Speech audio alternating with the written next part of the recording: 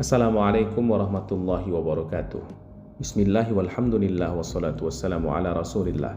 Sahabat arah hidup yang disayangi Allah, kita bertemu kembali di serial Jejak Rasul episode 73. 1 bulan setelah perang Tabuk, sepupunya Abu Amir yang kita ceritakan di episode sebelumnya, seorang pendeta yang kemudian bermubahalah dengan Rasulullah SAW, lalu dia mati dalam pengasingan di Suriah. Sepupunya namanya Abdullah bin Ubay bin Salul, satu tokoh yang tentu kita sering dengar namanya, yang dikenal sebagai tokoh munafikin Madinah. Orang ini menderita sakitnya cukup keras, sehingga dalam beberapa pekan setelah penyakitnya itu, nyawanya pun diambil oleh Allah Ta'ala. Semasa hidupnya memang Abdullah bin Ubay sangat menyulitkan orang Islam, karena bagaimanapun musuh dari dalam tentu lebih susah dihadapi, sebab status formilnya adalah orang Islam, sehingga batasan-batasan ukhuwah tentu berlaku baginya. Sedangkan kalau menghadapi musuh yang jelas-jelas orang kafir, Nabi bisa melancarkan perang, ada konfrontasi langsung. Tapi apalah daya kalau orang itu statusnya Islam, tapi di dalam hatinya dan tindakan-tindakannya banyak yang merugikan umat Islam. Dan itulah yang diketahui secara umum oleh orang-orang terhadap Abdullah bin Ubay ini. Di antara kata-katanya yang paling menyakitkan misalnya adalah ketika dia berkomentar tentang Rasulullah SAW, "Sammin kalbak yakuluk." Engkau gemukkan anjingmu, maka dia akan berbalik memakanmu. Dia menyindir Rasulullah SAW yang telah ditolong oleh orang Ansor ketika berhijrah dari Makkah, lalu kemudian setelah mendapatkan kekuasaan di Madinah malah bersikap tegas kepada sebagian orang Madinah yang tidak sejalan dengan beliau. Tentu kata-kata ini adalah kata-kata yang sangat tidak layak bagi manusia biasa saja, tidak layak, apalagi kepada seorang pemimpin agung, Rasul pula, pilihan Allah Ta'ala, Nabi Muhammad SAW. Dan ini masih teringat di memori beberapa sahabat Nabi. Dia jugalah yang disitir di dalam surah Al-Munafikun yang berkata, humul ladzina yaquluna la tunfiqu 'ala man inda Rasulillahi hatta yanfaddu. Melarang orang-orang untuk melakukan donasi, melakukan infak untuk mendukung perjuangan Rasulullah SAW, dengan harapan Nabi akan kekurangan dana dan kemudian tidak bisa lancar dalam melaksanakan apa-apa yang sedang beliau usahakan. Dan ayat itu pun mengingatkan, walillahi khazainus samawati wal ard. Semua perbendaharaan apa-apa yang ada di langit dan di bumi itu milik Allah semata-mata, dan Dia atas kehendaknya maha berkuasa kalau Dia ingin mengarahkan seluruh hal itu untuk mendukung dakwahnya Rasulullah SAW. Ada juga perkataan, yaquluna la irja'na ilal madinah la yukhrijannal a'azzu minhal adzal. Kalau nanti kami sudah kembali ke Madinah, maka orang-orang mulia, yang dimaksudkan orang mulia itu adalah mereka, bangsawan-bangsawan Madinah, akan mengusir, akan mengeluarkan dari kota itu orang-orang yang rendah. Orang yang rendah itu ya tentu yang dimaksudkan adalah Rasulullah SAW dan para sahabat muhajirin. Tapi dengan segala kelakuannya itu, ketika wafatnya Nabi memutuskan untuk menyolatkan beliau. Maka ada sahabat yang tidak terima dengan keputusan Nabi itu, merasa agak janggal, yakni Umar bin Khattab. Umar mengatakan, "Ya Rasulullah, kenapa engkau menghormati orang munafik semacam ini?" Ada pula kisah yang mengatakan bahwa Umar sampai memegang baju Rasulullah dari belakang untuk memohon kepada beliau agar tidak menyolatkan jenazah Abdullah bin Ubay. Tapi Nabi menjawab dengan tersenyum, "Berdiri saja di belakang saya Umar, aku diberikan pilihan dan aku sudah pilih. Telah dikatakan kepadaku," kata Rasulullah. Lalu beliau bacakan ayat ke-80 dari surah Taubah.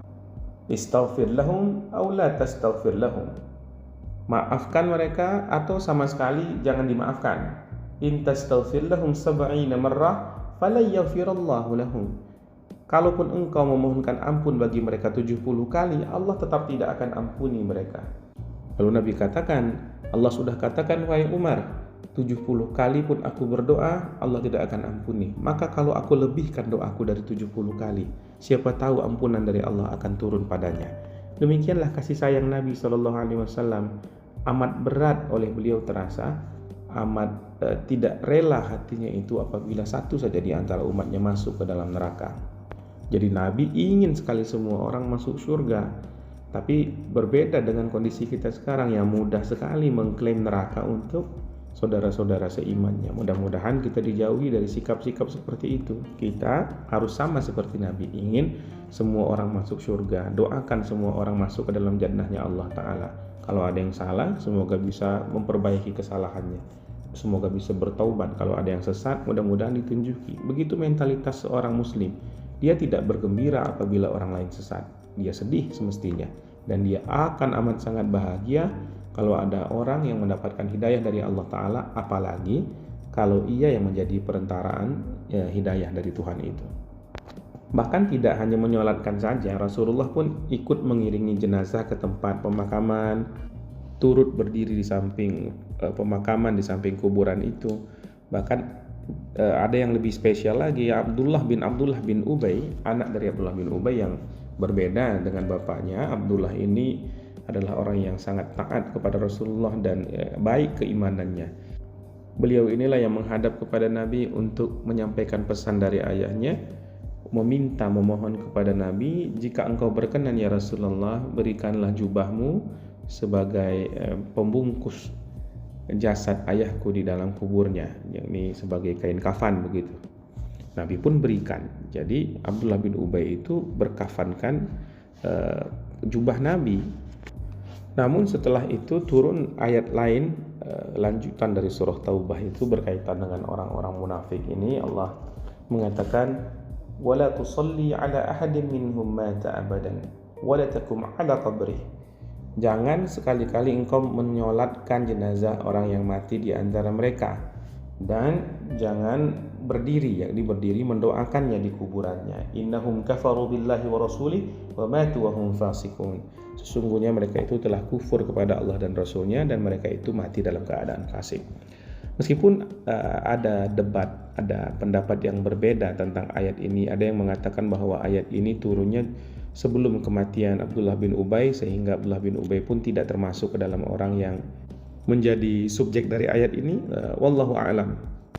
Nah, sahabat arah hidup yang dimuliakan Allah, tahun ke-9 Hijriah itu layak disebut sebagai tahun delegasi, tahun utusan-utusan, karena banyak sekali utusan yang datang. Pada episode sebelumnya kita sudah ceritakan orang Bani Saqif yang mengirimkan utusannya ke Madinah. Menyusul setelah itu orang-orang dari Yaman pun mulai datang, termasuk 4 pangeran dari Himyar mengirim surat kepada Nabi bahwa mereka sekarang sudah menerima Islam, mereka sudah menjadi Muslim. Nabi senang sekali dan membalas surat-surat mereka ini. Di antara isi surat beliau ya tentu menekankan berbagai kewajiban dalam agama Islam ini, kemudian minta agar utusan yang akan dikirim Nabi nanti ke sana diperlakukan baik-baik, dan utusan itu punya misi selain untuk dakwah juga mengumpulkan zakat dari kaum muslimin. Begitu juga memungut iuran yang kita sebut sebagai jizyah dari orang-orang yang non-muslim. Waktu itu di sana adanya orang Kristen dan orang Yahudi.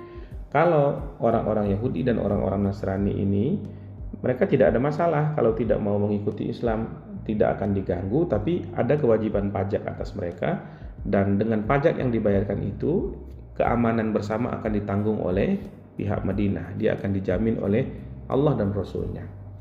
Allah berfirman di surah Al-Maidah, "Likullin ja'alna minkum syir'atan wa minhaja."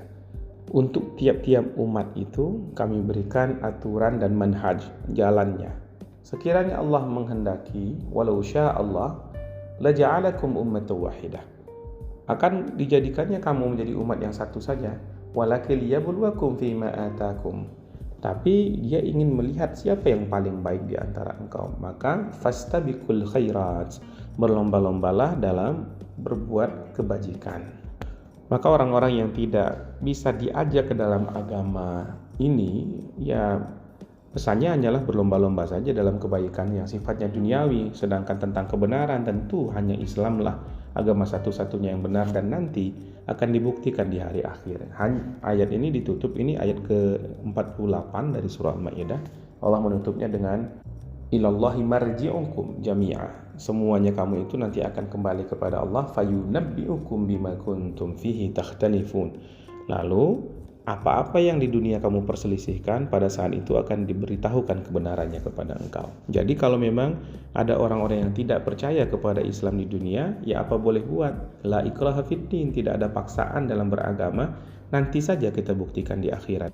Siapa yang benar lalu bergembira, siapa pula yang salah pilihannya lalu harus menyesal di hari akhir nanti.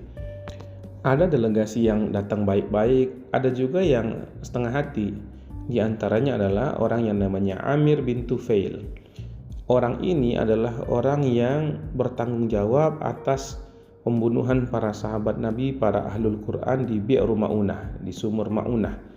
Sekarang dia adalah orang yang memimpin Bani Amir. Dia datang bukan karena kemauan sendiri, tapi karena paksaan orang-orang sukunya. Jadi warganya memaksa dia untuk menghadap kepada Rasulullah SAW di Madinah. Tapi dia sendiri tetap dengan pembawaannya yang songong kalau kata orang sekarang. Dia kasar sekali dan arogan. Dia berjumpa dengan Rasulullah lalu secara formal dia masuk Islam. Tapi setelah dia mengucapkan syahadat, dia langsung menyampaikan satu permintaan yang memang menunjukkan bahwa orang ini terlalu tinggi menilai dirinya. Dia katakan, Nabi, tunjuklah saya nanti menjadi pengganti engkau. Itu bukan urusan engkau, kata Nabi. Jadi ditolak mentah-mentah. Kalau begitu, jadikan aku pengawalmu untuk orang-orang desa. Jadi semacam perpanjangan tangan Nabi begitu. Nabi melihat karakter orang ini juga tidak bisa memberikan amanah seperti itu kepadanya. Yang itu juga enggak, kata Nabi. Rasul kemudian katakan, aku akan serahkan tali kekang kuda perang kepadamu karena engkau ini adalah penunggang kuda yang handal. Dia kan dari suku Bani Amir, orang Baduy, yang memang peran yang lebih cocok baginya adalah peran-peran militer. Tapi dia tidak bersedia. Dia katakan, jadi saya nggak dapat apa-apa nih. Kata Nabi, itulah yang akan aku berikan. Maka dia melengos, dia pergi. Dia sambil menggumamkan ancaman kepada Nabi, akan aku penuhi seluruh daratan ini dengan pasukan berkuda dan juga pasukan infanteri untuk menyerang engkau. Nabi kemudian melihat bahwa betapa tidak tulusnya orang ini masuk ke dalam Islam, dan memang dia terpaksa kan. Sudah kita katakan tadi bahwa kedatangannya ke Madinah memang lebih karena desakan orang-orang masyarakat Bani Amir ini. Nabi kemudian berdoa, ya Allah, berikan hidayah kepada Bani Amir dan selamatkan Islam dari orang ini, dari Amir bin Tufail. Maka di dalam perjalanan Amir bin Tufail ini kena penyakit semacam infeksi begitu dan mati sebelum sampai ke rumahnya. Maka orang-orang Bani Amir pun mengirim utusan yang lain, orang yang lebih baik, seorang yang bernama Labid. Nah, Labid bin Rabi'ah namanya, dia ini adalah penyair. Lalu dia masuk Islam dan dia mengatakan, saya berkomitmen untuk berhenti sajalah menjadi penyair. Aku sudah diberikan ganti yang lebih baik dari segala puisi-puisi. Tuhan sudah berikan kepada kita Al-Quran, katanya. Dan memang kenyataannya di kemudian hari itu Labid bin Rabi'ah berhenti menggubah syair-syair sampai akhir hayatnya, dan dia dikenal dengan pengabdiannya, baktinya yang sungguh-sungguh kepada agama Islam ini. Lalu masuklah penghujung tahun ke-9 Hijrah. Karena sudah hampir ujung tahun, tentu ini waktu-waktu haji sudah mau datang. Nabi tidak berangkat.